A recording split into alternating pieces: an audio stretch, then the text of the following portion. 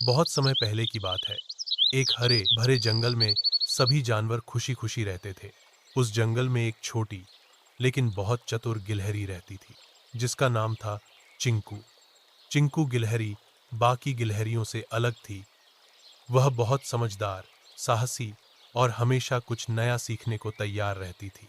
चिंकू गिलहरी का सबसे अच्छा दोस्त था लालू खरगोश, जो थोड़ा डरपोक लेकिन दिल का बहुत अच्छा था। चिंकू गिलहरी और लालू खरगोश हर रोज जंगल में घूमते, खेलते और फल फूल इकट्ठा करते। एक दिन जंगल में एक अजीब सी बात होने लगी। सारे फल झड़ने लगे, पेड़ सूखने लगे और झरने का पानी भी धीरे धीरे कम होने लगा। सारे जानवर घबरा गए। शेर राजा शेरू ने सभा बुलाई और कहा, हमारा जंगल किसी संकट में है।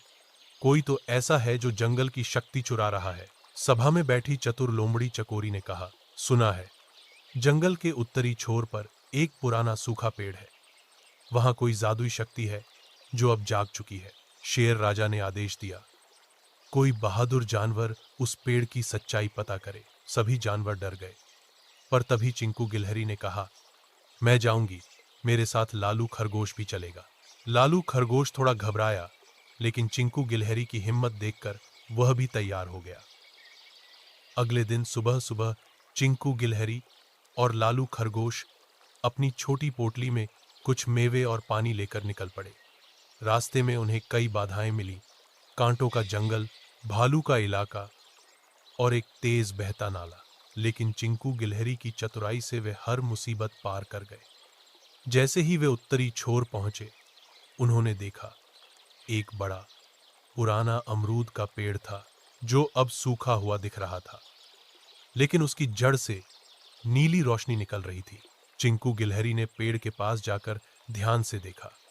वहां एक पत्थर पर कुछ लिखा था, जो सच्चे दिल से जंगल की रक्षा करेगा उसे मिलेगा जादुई अमरूद, जो हर बुराई को मिटा देगा। परंतु उसी समय वहां एक डरावनी आवाज सुनाई दी, तुम यहां क्या कर रहे हो? वे दोनों मुड़े तो देखा, सामने खड़ा था एक काला, भारी, भरकम कौवा बाबा। वह असल में एक जादूगर था, जो पेड़ की शक्ति चुराकर जंगल को कमजोर कर रहा था।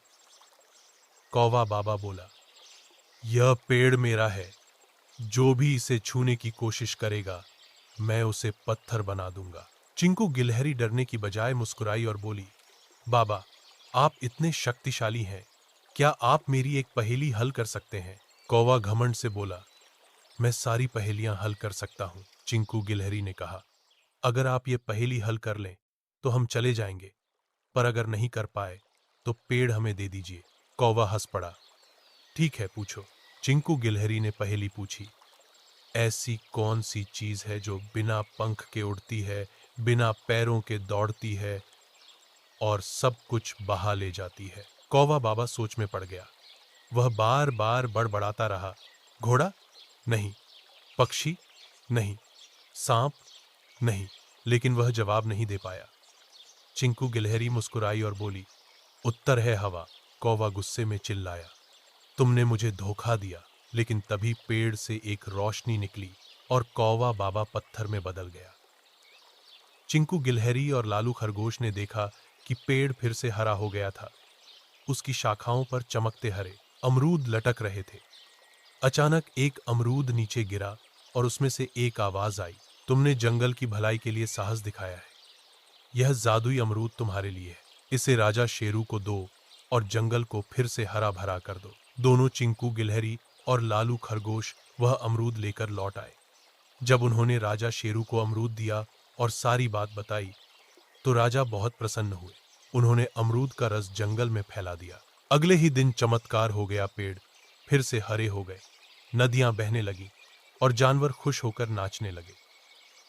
राजा शेरू ने चिंकू गिलहरी और लालू खरगोश को जंगल के रक्षक का खिताब दिया। जंगल में अब एक नया नियम बना, जो चतुराई, साहस और भलाई से काम करेगा, वही असली नेता कहलाएगा। चिंकू गिलहरी और लालू खरगोश ने अपने साहस, दोस्ती और चतुराई से जंगल को संकट से बचाया।